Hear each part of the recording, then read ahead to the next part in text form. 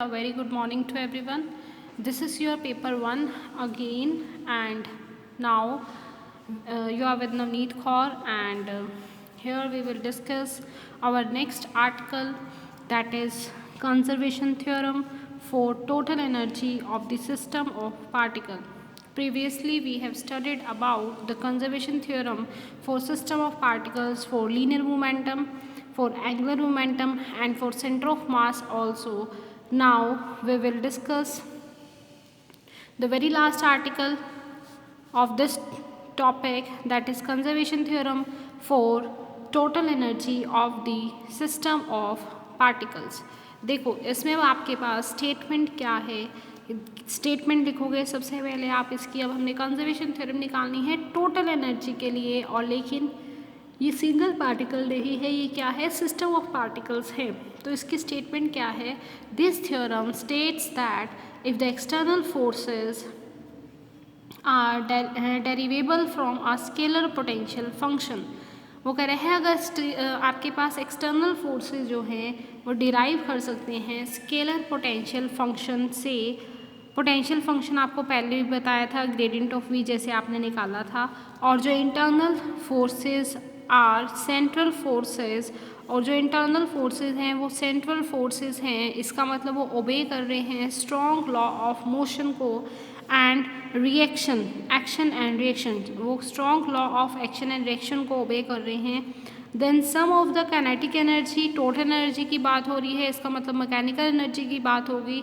तो mechanical energy का मतलब है उसमें काइनेटिक एनर्जी आ जाएगी। And potential energy of the system of particle is always a constant, that is total energy is conserved. दोबारा से देखते हैं स्टेटमेंट कि ये स्टेटमेंट क्या स्टेट करती है कि अगर एक्सटर्नल फोर्सेस डेरिवेबल है, स्केलर पोटेंशियल फंक्शन है, और इंटरनल फोर्सेस सेंट्रल फोर्सेस हैं, ओबे कर रहे हैं strong law of action and reaction को, तो sum of the kinetic energy and potential energy of the system of particle is always a constant, that is total energy is conserved. अब इसका proof क्या है आपके पास, सबसे पहले हम निकालेंगे काइनेटिक एनर्जी, जैसे हमने पिछले सिंगल पार्टिकल के लिए भी किया था। पहले हम निकालेंगे फॉर काइनेटिक एनर्जी, फिर हम निकालेंगे फॉर पोटेंशियल एनर्जी, फिर दोनों को देखेंगे इक्वेट कर देंगे। आपके पास sum of kinetic energy is equals to sum of potential energy आ जाएगा। तो आपके पास कंजर्वेशन थ्योरम इसमें प्रूव हो जाएगी for a system of particles. तो बस आपने ये लाइन जरूर लिखनी है, इसमें हेडिंग बनाओगे अलग से, proof kinetic energy of the system of particle. To make calculations let us consider, एक सिस्टम लेंगे जिसमें कैपिटल एन पार्टिकल्स पड़े हुए हैं। अगर एफ आई जो है फोर्स एक्ट हो रहा है ith पार्टिकल के ऊपर ऑफ द सिस्टम, और उसको फोर्स जो है वो डिस्प्लेस कर रहा है, जो फोर्स ith पार्टिकल के ऊपर लग रहा है, अब उस पार्टिकल को वो वहाँ से मूव भी तो करवाएगा। अब वो जो पार्टिकल मूव हो रहा है वो कितने डिस्टेंस में मूव हो रहा है, at a distance ds। Therefore, total work done on the particle is given by work done is force into displacement। तो dw आपके पास आ जाएगा fi into D S I, this is equation number 1। लेकिन हमें ये भी पता है कि fi जो है वो किसके इक्वल थी equation, force on ith particle के ऊपर कितना फोर्स लग रहा होगा, उसके ऊपर एक तो बाहर से फोर्स लग रहा होगा वो है एक्सटर्नल फोर्स। अब उसके ऊपर जो उसका नेबरिंग पार्टिकल है jth सपोज ले लिया, वो भी तो फोर्स लगा रहा होगा इंटरनल फोर्स, वो ले लिया jth। तो वो कह रहा है i के ऊपर एक एक्सटर्नल फोर्स लग रहा है FIE, और एक ड्यू टू jth के कारण लग रहा है वो है F ऑफ IJ। तो ये आपके पास हो गई इक्वेशन नंबर 2। अब इस 2 इक्वेशन को इस 1 इक्वेशन में पुट करवा देंगे, तो dw किसके इक्वल हो जाएगा, FIE FIJ summation j varies from 1 to n and j is not equals to i, और पूरा जो है वो मल्टीप्लाई हो जाएगा बाहर ds i के साथ। नेक्स्ट पार्ट में हम क्या करेंगे, FI एक्सटर्नल को DSI के साथ, दोनों के साथ अंदर ले जाके मल्टीप्लाई करवा देंगे। तो FI external DSI summation j is equals to 1 to n F of IJ into DSI, ये होगी आपके पास इक्वेशन नंबर 3। नेक्स्ट है आपके पास, अब वो कह रहा है जो आपके पास ये इक्वेशन आई है, इक्वेशन नंबर 3, अब let the system of the particle जो है हमने डिस्प्लेस करा दिया है फ्रॉम पोजीशन 1 टू पोजीशन 2। तो टोटल यहाँ तक हमारे पास इक्वेशन जो है वो आ चुकी हुई है, इक्वेशन 3 तक। ठीक है, अब वो कह रहे हैं अब हमने जो सिस्टम ऑफ पार्टिकल्स हैं उसको मूव करवाया है फ्रॉम पोजीशन 1 टू पोजीशन 2, तो टोटल वर्क डन कितना लगेगा। टोटल वर्क डन जो है वो हमने ले लिया 1 पोजीशन से 2 तक ले जाने में डी ऑफ डब्ल्यू। 1 से 2 तक जो ऊपर वाली थर्ड इक्वेशन थी इसमें हमने 1 से लेके 2 तक, 1 से लेके 2 तक इसको लगा दिया इंटीग्रल का साइन, इधर लगाया इंटीग्रल का साइन। ठीक है, दिस इज इक्वेशन नंबर 4 बन गई, सिंपल सी बात है।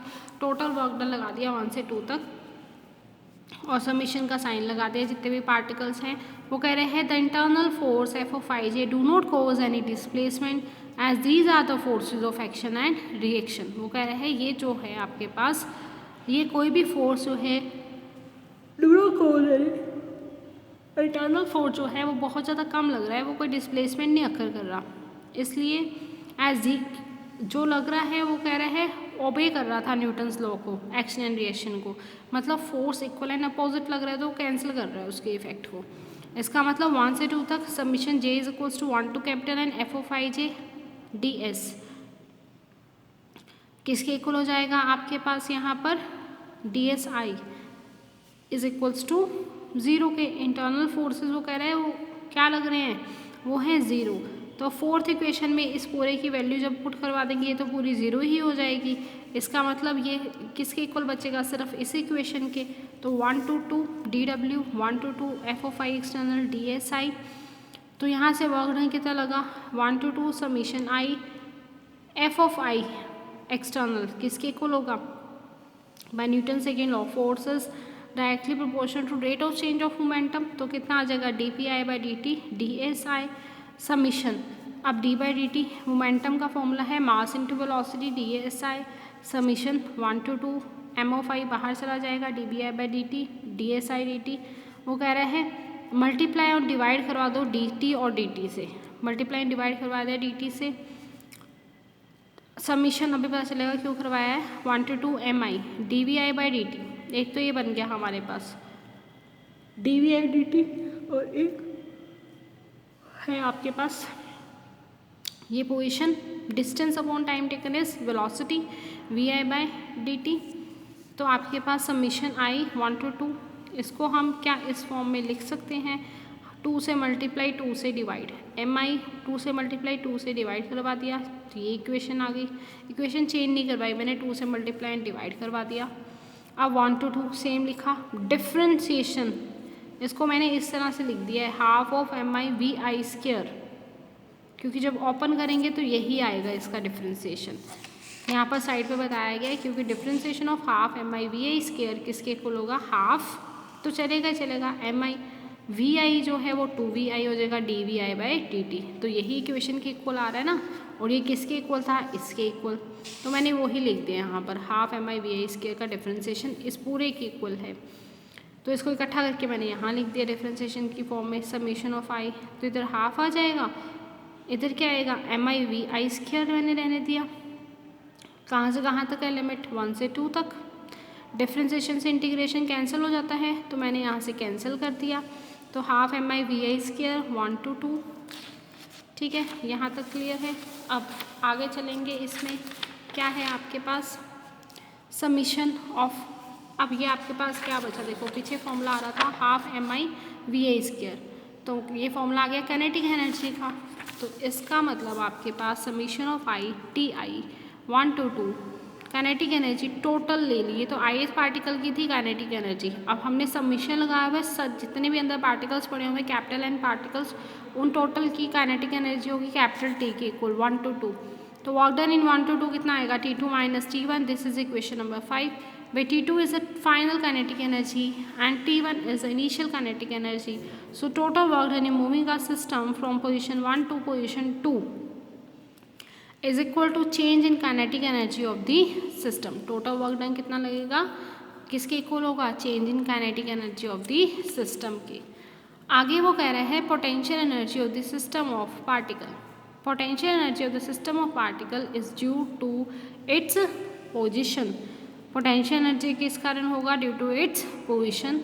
वो कह रहे हैं work done to displace the system from position 1 to position 2 is given by. Potential energy position के कारण होता है, काइनेटिक एनर्जी का निकल गया हमारे पास एक्सप्रेशन। अब पोटेंशियल एनर्जी के लिए निकाल लेंगे, पहले पोटेंशियल एनर्जी बताएंगे किस कारण होती है, ड्यू टू पोजीशन होती है। सेम दोबारा से वैसे ले लेंगे कि पोजीशन 1 से पोजीशन 2 तक जाना है, तो work done 1 to 2 summation I 1 to 2 F I D S I. F I again किसके इक्वल होगा, F I external plus summation J varies from 1 to capital N F of I J. Work done in 1 to 2 summation I 1 to 2 F of I external plus summation J is equals to 1 to n। Same पीछे जैसे kinetic energy निकाली थी वैसे ही कर रहे हैं। D S I से इधर भी मल्टीप्लाई करवा दिया, डी एस आई से इधर भी मल्टीप्लाई करवा दिया। सिर्फ अब यहाँ पर डिफरेंस आएगा आपके पास, उसमें हमारे पास इंटरनल फोर्सेज और एक्शन एंड रिएक्शन में इक्वल लग रहे थे इसलिए वो ज़ीरो हो गया था। लेकिन यहाँ पर वो कह रहे हैं, अब यहाँ एक्सटर्नल फोर्सेस की बात करेंगे। वो कह रहे हैं if the external forces are conservative, if the external forces are conservative तो फोर्स आपके पास minus of gradient of V के इक्वल हो जाएगा। अगर फोर्सेज आपके पास कंजर्वेटिव होंगे तो मुझे पता है अगर फोर्सेस कंजर्वेटिव हैं तो उस केस में forces minus of gradient of potential के इक्वल होगा, जो मैंने तुम्हें सबसे पहले इसकी स्टेटमेंट में भी बताया था। उसमें तो फोर्सेस जो काइनेटिक एनर्जी में हमने लिए थे वो कैसे लग रहे थे, एक्शन रिएक्शन लॉ ओबे कर रहे थे। अब कंजर्वेटिव में पोटेंशियल एनर्जी में हमें पता है, हमने ये वाला रिजल्ट निकाला था सबसे पहले, F is equals to minus of gradient of V। यहाँ पर हम डायरेक्ट रिजल्ट यूज़ करेंगे, F is equals to minus of gradient of V, तो इक्वेशन 6 बन जाएगी हमारे पास। जहाँ आपके पास F आ रहा है वहाँ क्या पुट कर देंगे, minus of gradient of V, तो इक्वेशन 6 आपके पास बन जाएगी। तो यहाँ से आपके पास जो 6 इक्वेशन है यहाँ तक हमारा हो गया। अब जो 6 इक्वेशन है summation 1 to 2 F I external D S I I 1 to 2 minus of F की जगह क्या आ जाएगा, एक्सटर्नल की जगह सिर्फ gradient of V, delta of V I D S I summation I 1 to 2 D, gradient को मैंने क्या लिख दिया यहाँ पर डी वी आई, ठीक है, तो यहाँ डी वी आई लिख दिया है। अब इसको कंबाइंड फॉर्म में समीशन साइन अंदर ले जाते हैं, इसको माइनस बाहर निकाल दो, minus of gradient of V साथ में चल रहा था, माइनस साइन बाहर चला गया। 1 से 2 तक हमने पार्टिकल को डिस्प्लेस कराना है, दिस इज इक्वेशन नंबर 7। तो यहाँ से आपके पास एफ ऑफ आई जे अगर निकालोगे, आई के ऊपर जो फोर्स एफ आई जे का मतलब है फोर्स ऑन आई एथ ड्यू टू जे एथ के कारण, जे आई का मतलब है फोर्स ऑन जे एथ ड्यू टू आई एथ के कारण, माइनस ऑफ ग्रेडियंट, अगर आई के ऊपर लग रहा है तो gradient of I V of I J, J के ऊपर लग रहा है तो J gradient of J V of J I. If the internal forces अगर कंजर्वेटिव होंगी तो एक्शन और reaction can be obtain from scalar potential function that is V of I J and V of J I. ये internal forces तो लग रही हैं F of I J F of J, ये इंटरनल पार्टिकल के कारण forces लग रही है ना, तो इंटरनल पार्टिकल के कारण भी फोर्सेस हमने क्या लगा दी, वो हमने मान ली कंजर्वेटिव है, तो हमने उसके अकॉर्डिंग इसमें फॉर्मूला पुट कर दिया। ये आपके पास बन गई इक्वेशन नंबर स्टार। तो अब आपके पास जो इक्वेशन 6 थी, ये थी जो आपके पास इक्वेशन नंबर 6, आइए तो जे एथ के कारण जो पार्टिकल में लग रही है वो इसमें भी हम कंजर्वेटिव थ्योरम की स्टेटमेंट अप्लाई कर देंगे, तो आपके पास इक्वेशन 6 जो है वो बन जाएगी। इसके इक्वल चल रहा था 1 to I एफ ऑफ आई एथ इंटरनल पार्टिकल के ऊपर लगानी है तो आपने 2 से मल्टीप्लाई करवाना है, 2 से डिवाइड करवा देना है, हाफ बाहर ले लेंगे, summation I comma J, I is not equals to J 1 to 2। हमें पता है कि F of I J, 2 F of I J का मतलब है F of I J minus F of J of I, ठीक है, यहाँ पर पुट करवा देंगे F of I J minus F of J of I. D S तो बाहर मल्टीप्लाई में चल ही रहा है क्योंकि मुझे पता है जो फोर्सेस लग रही हैं वो कैसी हैं, इक्वल एंड अपोजिट हैं, इसलिए हमारे पास F of 2 of F I J किसके इक्वल हो जाएगा, F of I J minus F of J of I. तो यहाँ पर आपके पास अब ये जो है डी एस आई से इससे मल्टीप्लाई करवाएंगे, डी एस आई से ही सेकेंड वाली टर्म को मल्टीप्लाई करवाएंगे, तो आपके पास आ जाएगा half summation I comma J minus of gradient of I V of I J plus gradient of J V of J of I D of S I. तो यहाँ पर आपके पास आ जाएगा half summation I comma J 1 to 2 minus gradient of I V of I J D S I plus we of J I D S I. तो इसका मतलब आपके पास, अब आगे चलते हैं, बस सिंप्लीफाई करना है अब आपको expression summation I comma J 1 to 2 minus gradient of I V of I J D S I D S. अब आई और जे को हम, ये है डमी इंडिसेस, तो इसको हम चेंज भी कर सकते हैं अपनी सिंप्लिसिटी के लिए। और तो I and J can be interchange for simplification. तो जहाँ आपके पास एस आई चल रहा था वहाँ मैंने और कुछ नहीं लिखा, जो जेथ पार्टिकल के कारण जो फोर्स ली हुई है वहाँ मैं क्या लगा दूँगी, D of S of J. तो यहाँ minus half summation I comma J I is not equals to J 1 to 2 gradient of I V of I J common निकाल लेंगे, ये दोनों में आ रहा है आपके पास ये भी और ये वाली टर्म, ये हम कॉमन बाहर निकालेंगे, इधर आएगा D S I minus minus हमने पहले ही बाहर लिया हो तो माइनस क्या, इधर आएगा माइनस, क्योंकि हम साइन चेंज नहीं कर सकते तो डी एस जे आ जाएगा minus half summation I comma J I is not equal to J gradient of I V of I J D S I minus D S J D R I J के equal आएगा minus half summation I comma J I is not equal to J 1 to 2। अब gradient को हम D से भी denote कर सकते हैं, डेल्टा है ये, डेल्टा को डी लिख दिया तो कितना आ गया आपके पास डी वी आई जे। समझ आ गई बात यहाँ तक।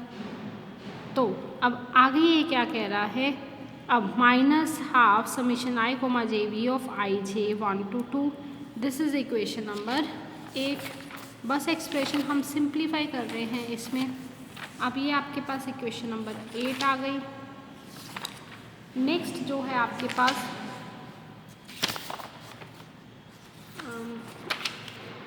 हाँ, वो कह रहे हैं, अब यहाँ तक आपकी इक्वेशन जो है इसे दे सकते हैं आप, इक्वेशन नंबर 7 तक हो गई थी, दिस इज इक्वेशन नंबर 8। अब वो कह रहे हैं पुट फ्रॉम इक्वेशन 7, यहाँ पे putting the value of first term from equation 7, इसको रहने दो। वो कह रहा है कि आपके पास putting the value of first term from equation 7 and second term from equation 8, जो 7 और 8 है, फर्स्ट टर्म की वैल्यू फ्रॉम इक्वेशन 7 से उठाएंगे और सेकंड टर्म की वैल्यू फ्रॉम इक्वेशन 8 से उठाएंगे। 7 टर्म क्या थी आपके पास, ये वो कह रहे हैं फर्स्ट टर्म की वैल्यू उठा लो, F I external D S I first term की वैल्यू जो है एक्सटर्नल फोर्सेस की वैल्यू 7 से उठाओ, और जो सेकंड टर्म आपकी एफ ऑफ आई ए जे वाली थी ये आप 8 से उठाओ वैल्यू यहाँ से जो लास्ट में आपने निकाली है। तो ये जो वैल्यूज़ आपने यहाँ से उठाई हैं इसको पुट करवा देंगे वर्क डन में, जो आपके पास सबसे पहले आपने इक्वेशन बनाई थी पोटेंशियल फंक्शन डिराइव करते हुए, minus summation I V of I 1 to 2 minus half summation I comma J V of I J 1 to 2। In general work done in 1 to 2 कितना हो जाएगा, V1 माइनस V2, फिर V1 minus V2 आ गया। अब next में आपके पास, अब हमने यहाँ पर अगर इसको ऐसे लिखते V of 2 1 minus V of 1 2, तो आपके पास ये माइनस जो है वो कैंसिल ना होता, हमने इसको लिखना है V of 1 2 minus V of 2 1, तो उसका माइनस साइन इस माइनस साइन के साथ हो जाएगा मल्टीप्लाई, तो यहाँ क्या आ जाएगा प्लस। तो कितना आ गया V of 1 2 minus V of 2 1, V1 plus half of V of 1 2 minus common ले लेंगे V2 plus half of V of 2 1। तो वर्क डन 1 to 2 कितना आ जाएगा आपके पास, ये है पोटेंशियल फंक्शंस। तो ये आपके पास टोटल क्या आ गई, potential energy U1 eight position 1, और ये क्या I at position 2, U1 minus U2। Decrease work done कितना होता है, डिक्रीज इन पोटेंशियल एनर्जी तो होती है, तो decrease in potential energy is equals to work done आ गया आपके पास, दिस इज इक्वेशन नंबर 8। अब वो कह रहे हैं U1 and U2 are total potential energies at position 1 and position 2। So total potential energy is taken as the sum of external potential energy for external conservative forces and that of internal potential energy for internal conservative forces। तो U किस किस के सम के equal हो गई, एक तो आपके पास एक्सटर्नल फोर्सेस के इक्वल हुई और एक आपके पास इंटरनल फोर्सेस के इक्वल हो गई। अब वो कह रहा है इनको कंपेयर करवा देंगे।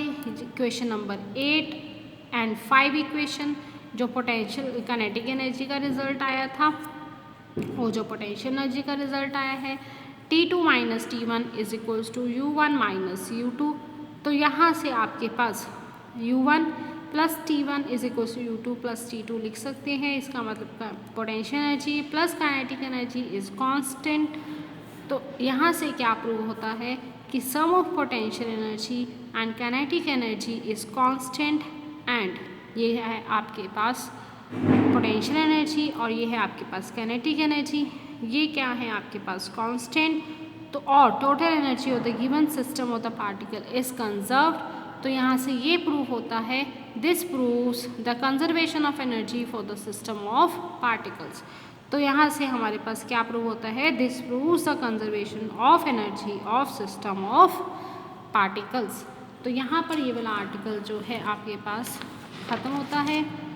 इसके बाद तो ये आर्टिकल था आपके पास conservation theorem for total energy of the system of particles. ठीक है, तो ये आर्टिकल यहाँ पर आपका ख़त्म है। नेक्स्ट आर्टिकल जो इसमें है वो है constraints and forces of constraints. इसमें अभी फ़िलहाल हम सिर्फ डिफ़ाइन की बात करेंगे कि कंस्ट्रेंट का मतलब ये है कि आपने किसी चीज़ को रोकना है, किसी के मोशन को रोकना है या कोई रिस्ट्रिक्शन इम्पोज करनी है। देखिए डिफाइन में क्या लिखा गया है, कंस्ट्रेंट मोशन क्या होता है, motion which can not proceed arbitrary in any manner is said to be constraint motion. इसका मतलब ये है कि ऐसा मोशन जो हम ये नहीं है, हम किसी भी जो सपोज हमारे पास एक बॉल है, अगर मैंने इसको फ्रीली मूव करवा दिया तो इसका मतलब उसके ऊपर कोई भी कंस्ट्रेंट नहीं इम्पोज किया। लेकिन अगर मैंने उस बॉल को ये रिस्ट्रिक्ट कर दिया है कि उसको सिर्फ लीनियर मोशन ही मूव करना है या लॉन्ग एक्स एक्सिस ही चलना है, तो उस केस में मैंने उसकी पोजीशन को क्या कर दिया है, एक पोजीशन में मैंने रिस्ट्रिक्ट करवा दिया है कि उसको एक्स एक्सिस के लॉन्ग ही चलना है। तो इस मोशन को क्या बोला जाएगा, constraint motion.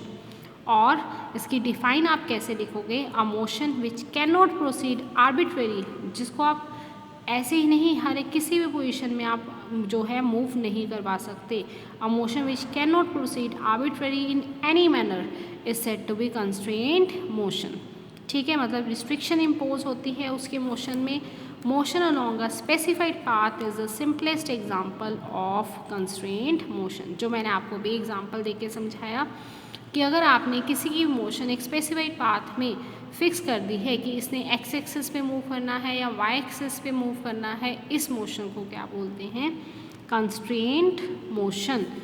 The forces restricting the motion of particles, उन फोर्सेस को क्या बोलते हैं जो रिस्ट्रिक्ट करके रखते हैं कि इसने इस पोजीशन में ही चलना है, उसे बोलते हैं forces of constraints.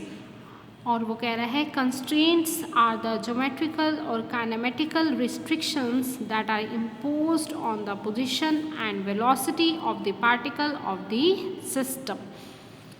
Hence constraints limit, रोक देती हैं मोशन ऑफ द सिस्टम को। मैथमेटिकली अगर आपने कंस्ट्रेंट को एक्सप्रेस करना है तो उसको दिखाते हैं R1, ये है आपके पास पोजीशन कोऑर्डिनेट्स या पोजीशन वेक्टर्स हैं आपके पास R1, R2, R3 up to so on Rn। R1 dot, R2 dot, R3 dot, dot नीचे नहीं लगाओगे, एरो के ऊपर लगाएंगे, up to so on Rn dot.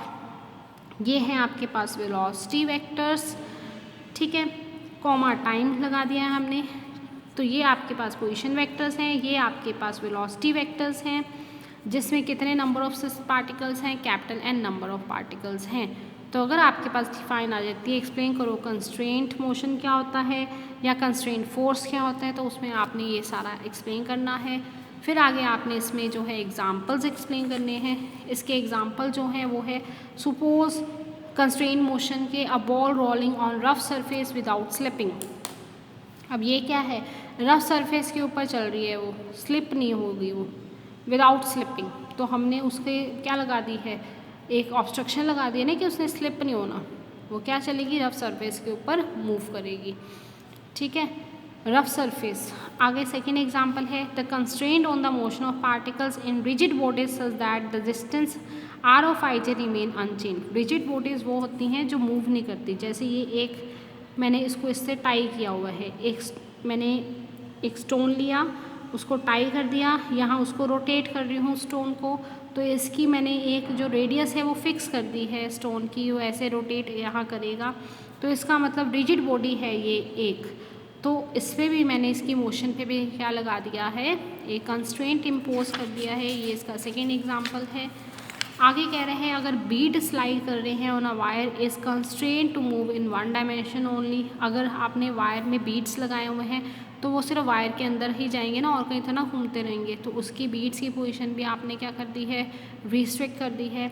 As the motion of gas molecule is within the gas container, therefore the motion of the gas molecules inside a container is restricted by the walls of the container. अगर आपके पास suppose एक container है, उसमें molecules field हैं, तो इसका मतलब उस गैस मॉलिक्यूल्स की जो पोजीशन है वो सिर्फ उस कंटेनर में ही मूव करते रहेंगे, कंटेनर से बाहर तो नहीं मूव करेंगे। तो वो उसकी आपने पार्टिकल्स की पोजीशन भी विद इन द कंटेनर क्या कर दी है, फिक्स कर दी है।